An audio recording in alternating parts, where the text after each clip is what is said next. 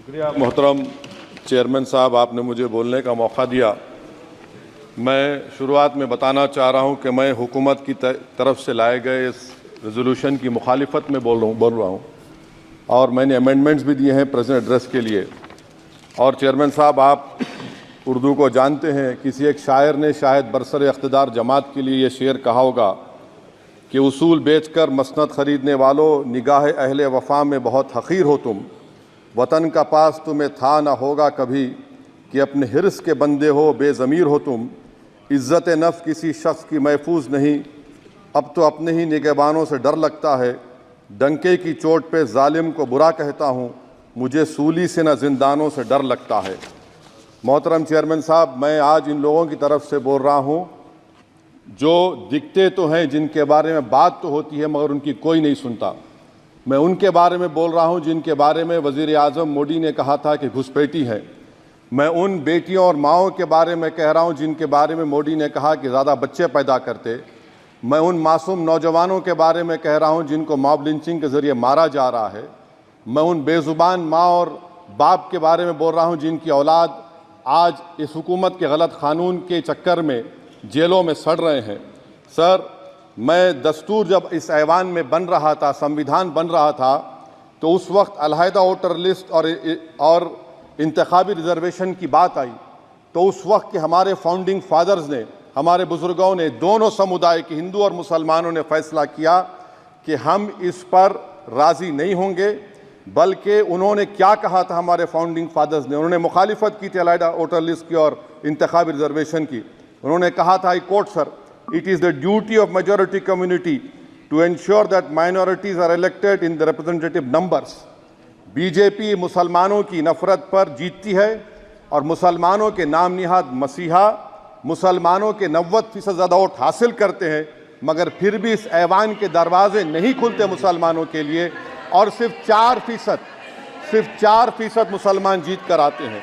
Sir, संविधान सिर्फ एक किताब नहीं है जिसे चूमा जाए, संविधान एक किताब नहीं है जिसे दिखाया जाए, संविधान एक सिंबल भी है, मगर संविधान एक हमारे बुजुर्गों के ख्वाबों की किताब है। हमारे जमहूरियत को हमारे बुजुर्गों ने इस तरह समझा, हमारे फाउंडिंग फादर्स ने इस तरह जमहूरियत को समझा कि इसमें हर समुदाय और मजहब और समाज के मानने वाले लोगों की राय को शामिल किया जाएगा इस मुल्क को चलाने के लिए। मगर इस ऐवान में सिर्फ 4% मुसलमान जीत कर आते हैं। मैं संविधान से जो मोहब्बत के दावे करते हैं उनसे कहूँगा कि कभी उठाकर पढ़ो कॉन्स्टिट्यूएंट असेंबली डिबेट्स में कि नेहरू ने, HC मुखर्जी ने, सरदार हुकुम सिंह ने माइनॉरिटीज़ के बारे में क्या कहा था। सर, वतन अजीज़ का मुस्तकबिल कैसा होगा जब बीजेपी मुझे गायब करना चाहती है और दीगर हिज़्ब इख्तिलाफ की पार्टियां के लिए मेरा वजूद सिर्फ वोट डालना और अपनी खबर में जाकर सो जाना है। इसीलिए आप देखते हैं कि समाजी इंसाफ है सर कि 4% मुसलमान जीत कर आते हैं। सर, इस ऐवान में OBC समाज के MP अब अपर कास्ट के MP के बराबर हो चुके हैं। OBC समाज के MP अब अपर कास्ट MP के बराबर हो चुके हैं और 14% मुसलमान सिर्फ 4% जीत कर आते हैं। CSDS का डेटा ये बताता है कि इस मुल्क में जो वोट बैंक है, जो एक मुश्त वोट डालता है, वो अपर कास्ट का है। मुसलमान का कभी ना वोट बैंक था ना कभी रहेगा। सर, 4 जून के बाद 6 मुसलमानों की मॉब लिंचिंग हुई। 11 घरों को मध्य प्रदेश में मोदी के बुलडोजर ने निस्तो नाबूद कर दिया। हिमाचल प्रदेश में एक मुसलमान की दुकान को लूट लिया गया और हिज़्ब इख्तिलाफ की पार्टियों की तरफ से सन्नाटा है। शायद अब वक्त आ चुका है कि लफ्ज़ मुसलमान का नाम लेना भी अब उस पर पाबंदी आयद कर दी जाएगी। सर, मैं ये बात बताना चाह रहा हूँ कि नरेंद्र मोदी को जो मैंडेट मिला है। एक मिनट, आप लोग बैठ जाएं, कृपया आप लोग बैठ जाएं। श्री मनसुख मांडविया जी, आप लोग बैठ जाएं, कृपया माननीय सदस्य बैठ जाएं। श्री मनसुख मांडविया जी, मनसुख मांडविया जी, कृपया आप लोग बैठ जाएं। अपने प्रारंभिक कृपया आप लोग बैठ जाएं। आप लोग बैठ जाएं। माननीय सदस्य ने अपने प्रारंभिक भाषण में जो शब्द प्रयोग करा है उसको ऑथेंटिकेट करा जाए। और अभी उन्होंने उल्लेख करा कि मोदी के बुलडोजर ने वहाँ मॉब लिंचिंग करा है, उसको भी ऑथेंटिकेट करा जाए। निश्चित तौर से इसको ठीक है ठीक है ठीक है ठीक है ठीक है। उवैसी साहब जब भी कोई बात नहीं सर, आप चेयर पर बैठे हैं जी, इसलिए आप मंत्री जी को पेट में दर्द हुआ, माशाल्लाह, शुक्रिया उनका। नहीं, तो सर मैं ये बोल मंत्री की रहा था, जवाबदेही है अरे ये नहीं, मंत्री इससे की बुरी बात क्या है? पेट में दर्द हो सकता है, वो दर्द ये सब ठीक अच्छा नहीं। दर्द हुआ, चलिए दर्द हुआ, दिल का दर्द हुआ। तो सर जो नरेंद्र मोदी को मैंडेट मिला है वो सिर्फ और सिर्फ मुसलमानों की नफरत पर और हिंदुत्व की वजह से मिला है। I would like to say it is not Modi's in dock but every single person voted him despite his anti Muslim voice.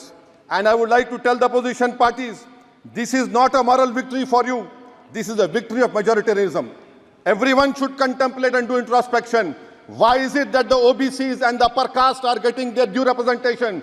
Why are the Muslims not getting? Are we here only to vote for you and not to get elected? If that is the case, please tell us that we are only here to vote for you.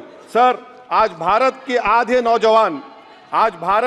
नौजवान बेरोजगार हैं और रोजगार की तालाश, बेरोजगारी का आलम यह है सर कि मोदी सरकार के 5 साल में 75 लाख एस्पिरेंट्स की जिंदगी बर्बाद हो गई, 6 पेपर लीक हुआ। बेरोजगारी का आलम यह है सर कि रशिया जा रहे हैं, वहां जाकर अपनी जानों को दे रहे हैं। बेरोजगारी का आलम यह है कि नरेंद्र मोदी रोजगार का कैंप चलाती है नौजवानों के लिए कि तुम इजराइल में जाकर काम करो, उनको कैनन फॉडर बना रही है ताकि फलस्तीनियों की जायदादों को हड़प कर सके।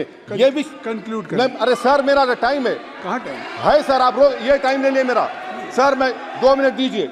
ये विश्वगुरु की पॉलिसी है। इजराइल को 27 टन हथियार जा रहा है। 9 मिलियन भारत के लोग गल्फ में काम करते हैं, क्या असर पड़ेगा? 47,000 इजरायली फलस्तीनी मार चुके हैं। क्या है हमारी पॉलिसी सर? क्यों हथियार दे रहे हैं सर? नस्लकशी हो रही है। सदर जमहूरिया के खुतबे में राष्ट्रपति के सर, मैं उसी पे बोल रहा हूं सर, उसमें लिखा हुआ है फॉरेन पॉलिसी के ऊपर, आप पैराग्राफ नंबर 25 देख लीजिए। सदर जमहूरिया में सैचुरेशन अप्रोच है। क्यों नहीं मोदी सरकार माइनॉरिटीज को तीनों स्कॉलरशिप को डिमांड करती है सर, उसको आपने बजट कम कर दिया। सर बनारस का बुनकर 18 महीने से मंडी का शिकार है।